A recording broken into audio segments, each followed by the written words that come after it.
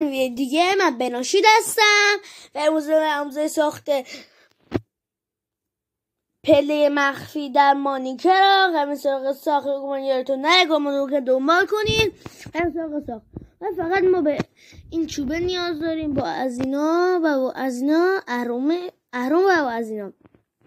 اول یه دیوار بسازین. اینها دیوار نیست چقدر بشه، فقط بسازین. خب فقط بسازین. وایسین آقا وایسین چه خود نزیادی میشه. من قبل نیاز دارم برای خونم. خب حالا بیان اینجا با اینجا از من بکن. آقا اینجا اضافه اومد. آقا وایس.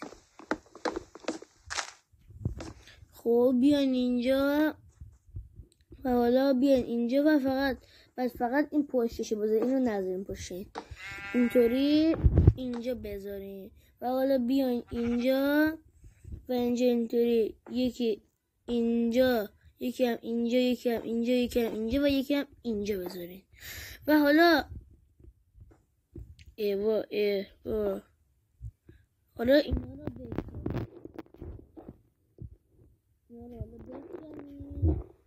و یه دونه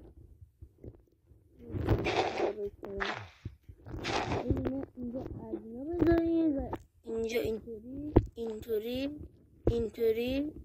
و اینطوری بذارین. حالا اهرامو بذارین و بچه فقط اینجاها رو با این پر کنید.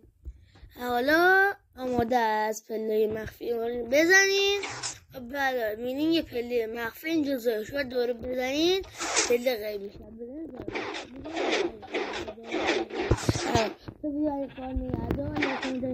نره ای کانال ما دو نکنین دنبال کنین و تا ویدیو بعدی بدرود.